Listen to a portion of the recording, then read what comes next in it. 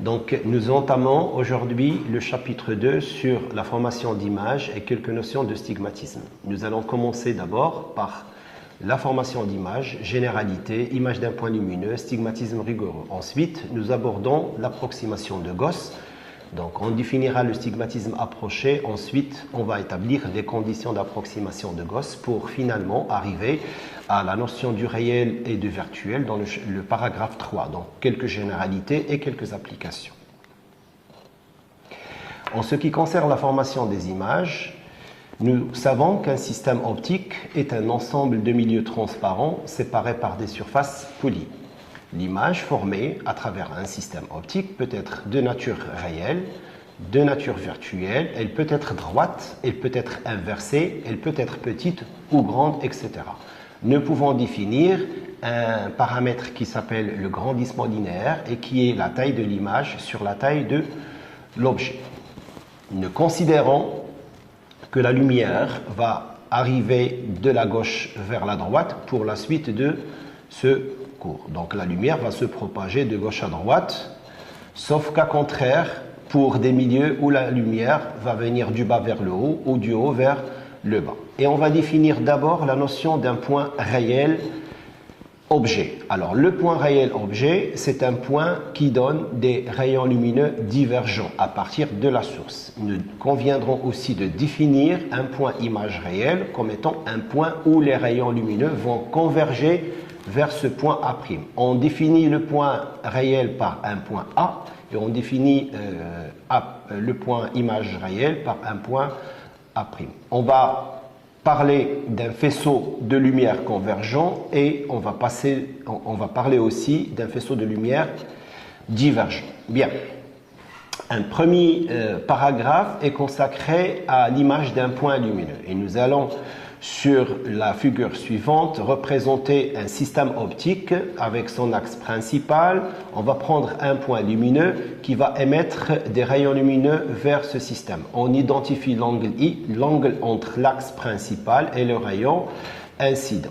Alors, si la lumière converge vers un point A', défini par un angle R qui est entre le rayon réfracté convergent et l'axe principal, on arrive au point A'. A' est appelé image de A à travers le système. Juste, je voudrais rappeler que l'objectif de ce cours d'optique géométrique est de former des images. Donc, si nous voulons former des images, nous avons besoin d'un point source, comme ça a été rappelé au chapitre 1, d'un système optique, d'un milieu. Et le système optique doit être un système qui est homogène, transparent, avec un indice de réfraction.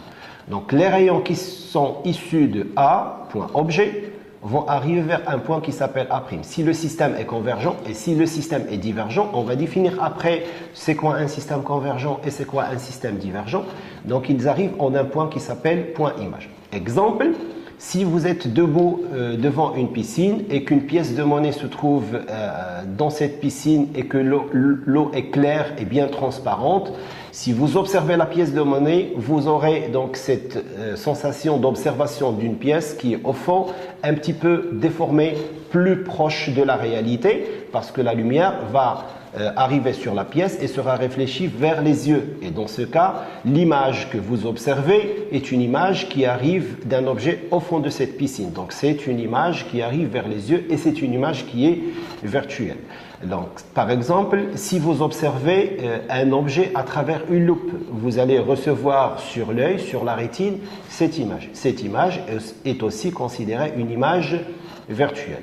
Par contre, si vous utilisez une lentille convergente et que vous placez un objet bien avant le foyer objet de cette lentille, vous allez recevoir une image qui sera de nature réelle et qui sera par contre projetée sur un écran.